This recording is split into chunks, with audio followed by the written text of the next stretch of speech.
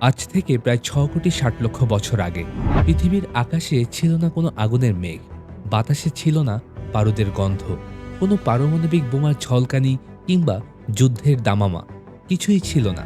তবু সেই একটি দিনেই, একটিমাত্র মুহূর্তেই ইতিহাসের সবচেয়ে শক্তিশালী সাম্রাজ্যটি চিরতরে ধূলিসাৎ হয়ে গেল।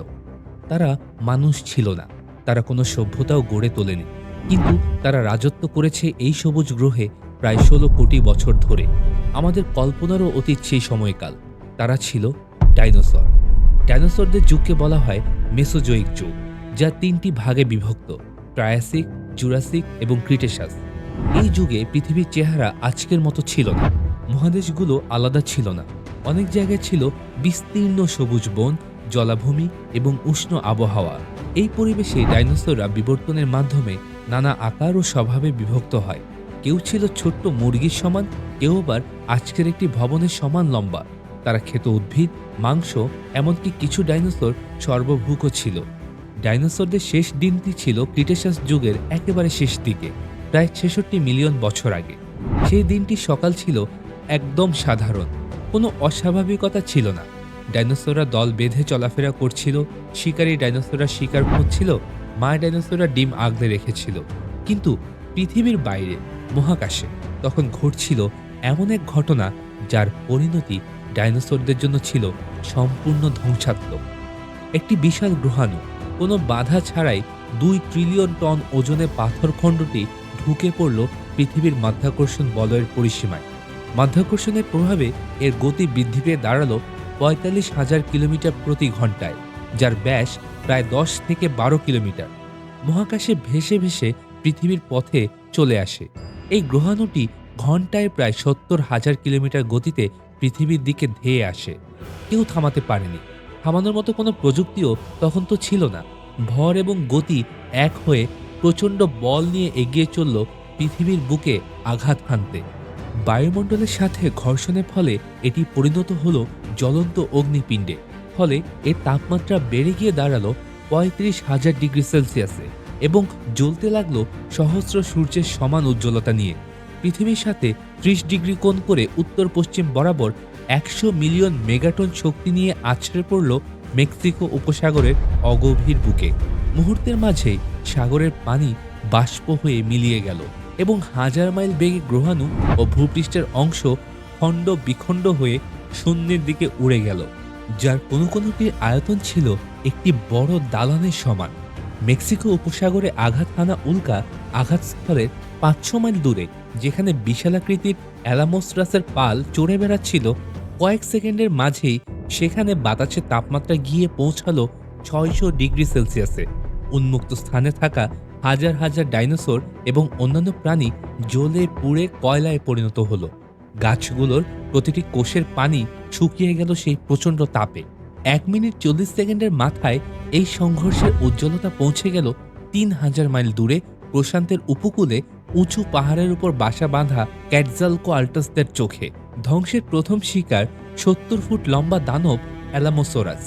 এদিকে বড় পাহাড়ের আড়ালে থাকা অসংখ্য অ্যালামোসোরাস রক্ষা পেল সেই ভয়ঙ্কর তাপের হাত থেকে, কিন্তু তাতে এদের শেষ রক্ষাটা হলো না। আরও ৩টি বড় বড় আক্রমণ একে একে ধেয়ে এলো তাদের দিকে। প্রথমেই যে বড় বড় পাথরখণ্ডগুলো শূন্যে উড়ে গিয়েছিল, সেগুলোই উপর থেকে নেমে এলো ভয়ঙ্কর বেগ নিয়ে।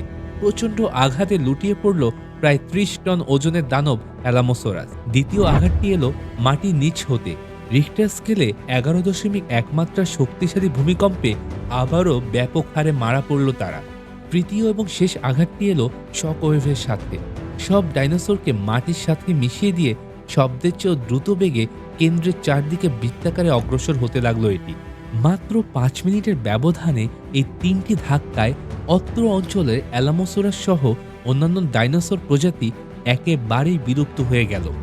গ্রহাণুটি আঘাত করার সঙ্গে সঙ্গেই যে শক্তি উৎপন্ন হয়েছিল, তা ছিল ইতিহাসের যে কোনো আগ্নেয়গিরির অগ্নুৎপাতের চেয়েও বহু গুণ বেশি। মুহূর্তের মধ্যে সৃষ্টি হয় শক্তিশালী ভূমিকম্প, যা পুরো পৃথিবী কাঁপিয়ে দেয়। সমুদ্রের তলায় বিশাল বিস্ফোরণ ঘটে এবং কয়েক হাজার মিটারের উঁচু সুনামির ঢেউ স্থলভাগে আছড়ে পড়ে। যেসব ডাইনোসর আঘাতস্থলের কাছাকাছি ছিল তারা 1 সেকেন্ডের মধ্যেই মারা যায়, কেউ বা তাপে পুড়ে, কেউ বা চাপের ধাক্কায়। এই আঘাতের ফলে আকাশে ছিটকে যায় কোটি কোটি টন পাথর, ধুলো আর সালফার গ্যাস। এসব বস্তু অনেক উঁচুতে উঠে বায়ুমণ্ডলে একটি ঘন আস্তরণ তৈরি করে।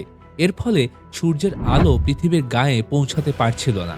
বিজ্ঞানীরা বিশ্বাস করেন পৃথিবী প্রায় 5 থেকে 10 বছর ধরে আধো অন্ধকারে নিমজ্জিত ছিল। এই পরিস্থিতিকে বলা হয় ইম্প্যাক্ট উইন্টার। সূর্যের আলো বন্ধ হয়ে যাওয়ায় প্রথমে মারা যায় পৃথিবীর উদ্ভিদ জগৎ। গাছপালা সালোক সংশ্লেষণ করতে না পেরে ধীরে ধীরে শুকিয়ে যেতে থাকে। উদ্ভিদ নির্ভর তৃণভোজী ডাইনোসররা তখন বেশ খাবার সংকটে পড়ে যায়। তারা দুর্বল হয়ে পড়ে, রোগে আক্রান্ত হয় এবং বংশবৃদ্ধিও করতে পারে না। একসময় তারা একে একে মারা যেতে থাকে। তৃণভোজী ডাইনোসররা নিশ্চিহ্ন হয়ে যাওয়ায় তাদের উপর নির্ভরশীল মাংসাশী ডাইনোসররাও বাঁচতে পারেনি। এমনকি ইতিহাসে সবচেয়ে ভয়ঙ্কর শিকারী হিসেবে পরিচিত টাইরানোসরাস রেক্স পর্যন্ত খাবার ও পরিবেশের পরিবর্তনের সঙ্গে মানিয়ে নিতে পারেনি। এরা ছিল বড় আকারের প্রাণী, যাদের বেঁচে থাকতে প্রচুর খাদ্যের প্রয়োজন হতো, কিন্তু খাদ্য না থাকায় তারা ধীরে ধীরে বিলুপ্ত হয়ে যায়। গ্রহাণুর আঘাতের ফলে পৃথিবীর তাপমাত্রাও হঠাৎ করে অনেক কমে যায়।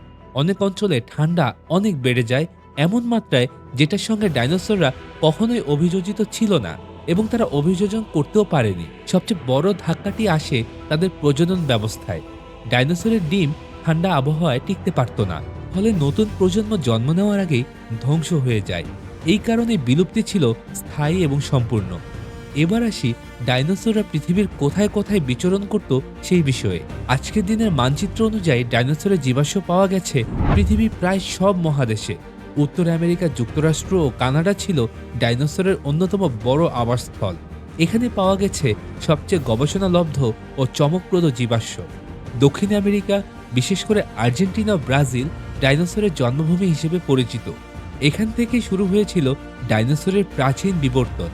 এশিয়ায়, চীন ও মঙ্গোলিয়া অঞ্চলে পাওয়া গেছে পালকযুক্ত ডাইনোসরের জীবাশ্ম, যা প্রমাণ করে যে আধুনিক পাখির উৎপত্তি ডাইনোসর থেকেই। আফ্রিকায় ছিল শক্তিশালী ও লম্বা গলা ডাইনোসরদের আবাস। ইউরোপে তখন ছিল অসংখ্য দ্বীপ, সেখানে ছোট আকৃতির ডাইনোসররা মানিয়ে নিয়ে বাস করত। বিস্ময়কর হলে সত্য, আজকের বরফে ঢাকা অ্যান্টার্কটিকাও ছিল একসময় সবুজ বনভূমি এবং সেখানেও ডাইনোসরদের অস্তিত্ব ছিল। গ্রহাণুর আঘাতের পর পৃথিবীতে শুধু অন্ধকার আর শীতই নেমে আসেনি, শুরু হয়েছিল একের পর এক ভয়াবহ রাসায়নিক ও প্রাকৃতিক প্রতিক্রিয়া।